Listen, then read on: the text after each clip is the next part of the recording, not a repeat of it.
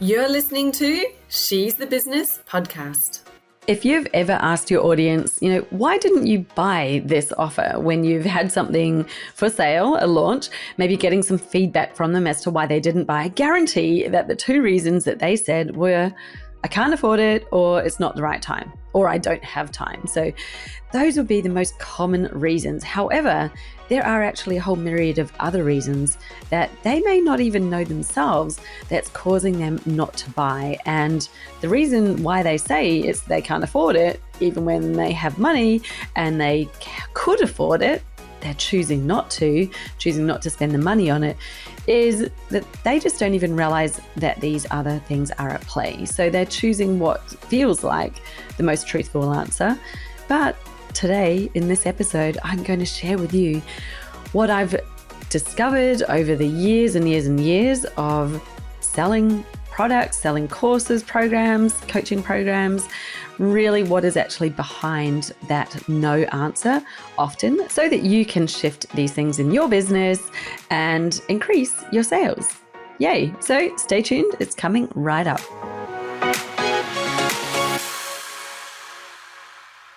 Alrighty, so it is just you and I here today, no guests, and I wanted to have a conversation with you about the question that so many people are asking right now, which is, why are my offers not selling?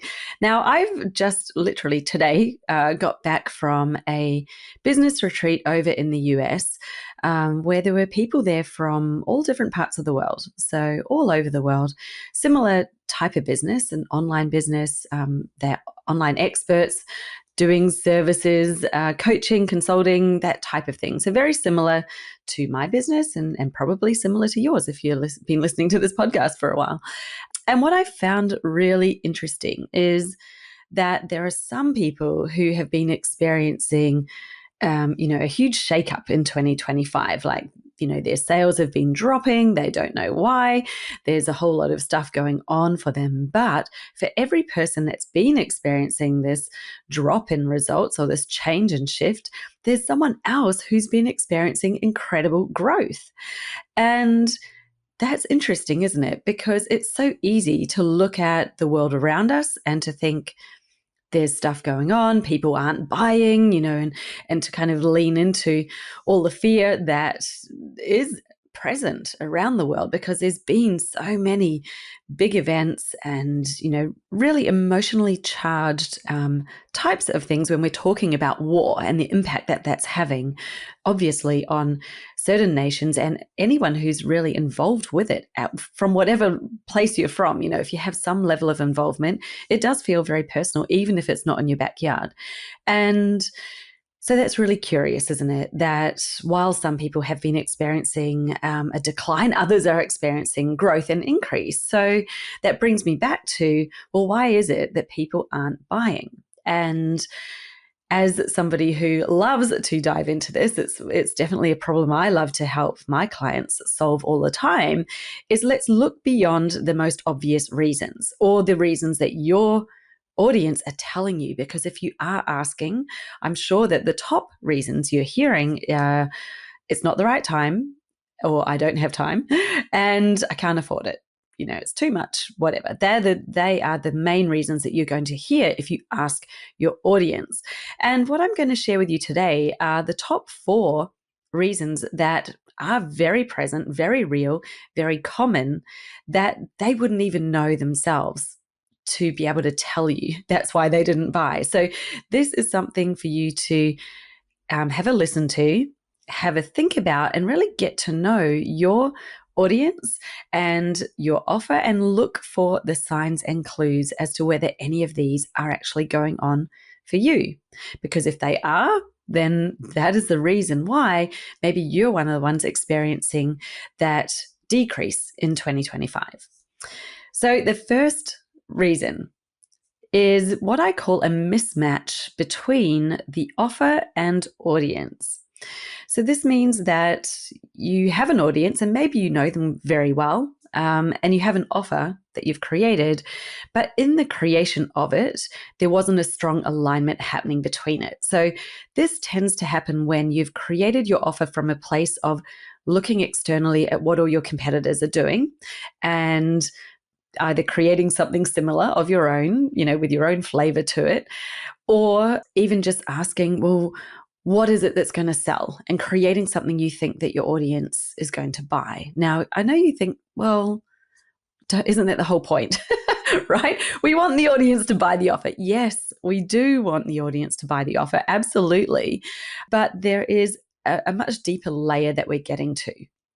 Clearly your offer is something your audience is going to want to buy, but there can still be a lack of alignment. So let me explain an example for you here, because I have many examples, but one of them springs to mind. And this was a client who had a service offering. She was very skilled, a lot of expertise, knew what she was doing, and she had decided that she would speak to an audience of people who were kind of new into their business world, new into the space, because she thought that they were the ones who needed it most. But the offer that she was then providing them was actually far too well developed, far too complex for someone at the very beginning of their business journey. And so when I pointed that out to her and we kind of worked together on it, I was like, they're not buying because they're not at that point yet. They're not actually ready for what it is that you're doing. Even though it could help them, they're just not in the right place. They need something far more basic. And, if you want to, you could create that low-level offer for them, really ready and the right thing for the beginner at that point in time. And so with this new insight, she created and adjusted not only her offer, but she actually adjusted who her audience was. She realized, I've been targeting the wrong audience, because she didn't want to take away a lot of this strategic expertise. What her true value was something that was really at that next level. It was for a business that was already established, that was really ready to move in their branding area. And well, once she realigned them, the sales just happened organically and easily. And interestingly, the new offer was at a much higher price, sold far more easily, simply because there was this absolute alignment in the audience that she was speaking to, who she actually wanted to serve, and the offer that she was providing. And that when they are aligned, there is that synergy there, there's the congruence there, and the sales happen really, really easily. So that's reason number one. The second reason is that your ideal client, when they're getting to this point of sale, when they're getting to the moment of making a decision, they may still be stuck on the fence with a lack of confidence in themselves that they can even do this, right? And this can be one of the most frustrating things to happen for a coach, because you might be like, you're exactly right for this. I know how much this is going to help you. And yet here's this person stuck on the fence going, oh, I don't know if I can do it. And isn't that interesting? Even though they want it, they still say no, because part of what you've been speaking to them about and what's in your content, what's in your sales system, it has missed addressing that need for them to actually believe that they can do it. They might look around and say, yeah, this looks great. And oh my goodness, it obviously works for other people. They see that it can work. They don't doubt in that, but they doubt themselves, right? So that's super important. They have to believe they can do it themselves, or they're not going to say yes. Okay, moving along, the third reason is what I call a lack of connection. You could also call it lack of resonance. And this is actually resonance between you and them. So they may be the right person for the offer. They may also be, think this is exactly what I need. And if they're believing in themselves, you think, well, why aren't they saying yes? It could be actually that there's something that's holding them back because they're not sure you're the right one for them. Now, you might say, well, what can I do about that? Obviously, you're not going to be everybody's cup of tea. Absolutely.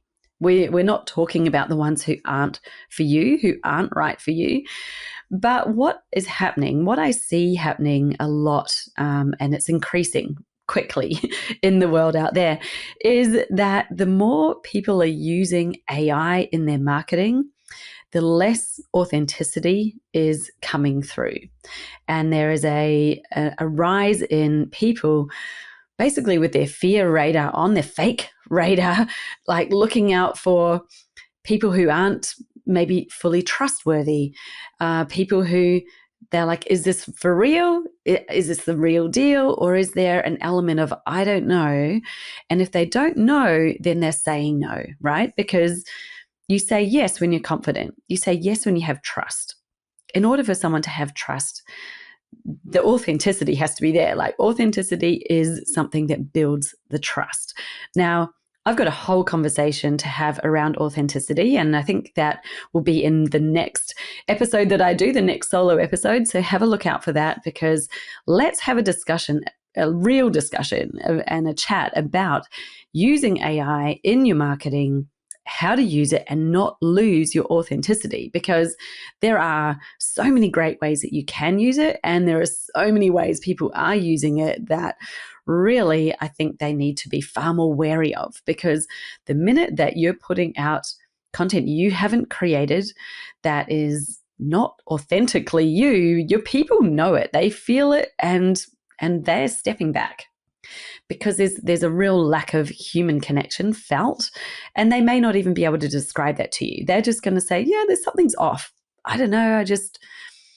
It sounds good, but there is a hesitation there, and they probably cannot describe it, because most people aren't really in tune with the energy that they feel, the connection that they feel when someone is standing there. They're like, this is the person, I love what they're saying, I really resonate with them, and I want them to be my guide. So that isn't happening, right? And it's something that I'm seeing increasing in the online space, just as I see more and more and more, obviously, AI generated content out there, sales pitches, DMs, emails, the lot. Like, it is insane how much it is. People are just using it directly out of AI and not adapting it themselves. So anyway, let's have a whole conversation about that in the next episode. But that is a big reason why people are not saying yes. Then we've got the fourth reason, and you may be surprised at this one, because this is one to have a look at yourself. And trust me, it's surprising how often when I ask this question, people sit there for a moment and think, yeah, that is right. That's what's going on. So it is when you yourself don't fully 100% love your offer. There's something about it that either you don't love, you would rather not do or avoid. Maybe even you don't like the price. Maybe you're undercharging and you've got some resentment about it. Maybe you're overcharging and that gives you, nerves, because then you think, well, I've got to now live up to that price and try to justify it in some way. There could be many things that could be causing you not to be 100% in love with your offer.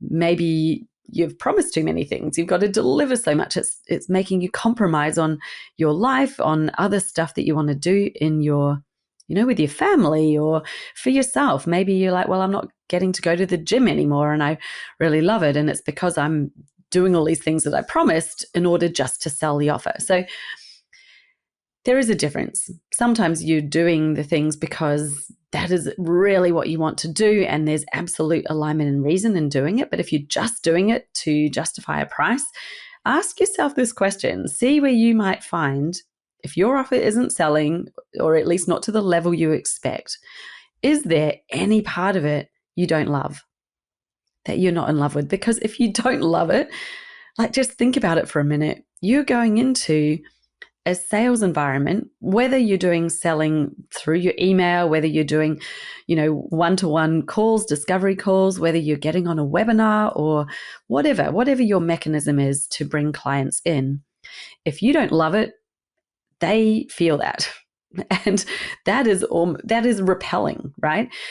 You don't love it. So why would you be recommending it to someone? It would be like going, yeah, there's this restaurant down the road, but I don't really like it, but you should go there, go and eat there. It'd be amazing for you. I just don't love it. I don't know how many people would actually go there, right? You're not going to go to a restaurant that someone has told you about if they don't love it. So, well, not very likely. I know that you could probably think of a scenario where maybe that could be true, but it's very unlikely. So if you're turning up to your sales discussions and that's what's happening for you, just consider for a moment the invisible impact that's having on the other person. Pretty amazing, isn't it? So yes, you have to be in love with it. You've got to be like, gosh, this is so good that they would be absolutely crazy not to say yes. And, full detachment, because you can't make someone say yes or no. We never want to. We're not here to convince anyone.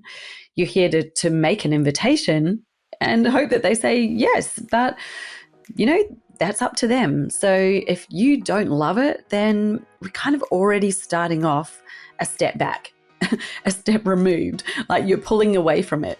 And that is something that the other person is going to find really hard to step forward to, because you're not there matching that enthusiasm, right? So there you go. There are my top 4 hidden reasons why people are saying no and could be saying no. So I'm really keen to hear from you as to, do you think any of these are showing up for you in your business right now? And if they are, which one? So jump onto Instagram if you're there, send me a DM. If you're on LinkedIn, I'm also there. Love to connect, hang out. So get in touch. Let me know what you think, and I'd love to hear from you. Now, remember, as I mentioned just before, my next episode, I'm going to talk about AI. So if you want to listen in to that discussion and learn more about how you can use AI really smartly to help with your marketing without removing your authenticity, then this is going to be the episode to listen into. So I'm going to share with you some of the best ways that I am doing, and seeing others do as well using AI that is improving the customer experience, saving them time, and also improving their marketing to a better degree, but not removing your authentic presence, that energy that you just simply cannot replace with AI because it's not human. So tune in, make sure you subscribe so that you don't miss it. Hit subscribe on this episode. Make sure you're following the podcast, and that will drop in for you in the next episode. So I'll see you then. Bye.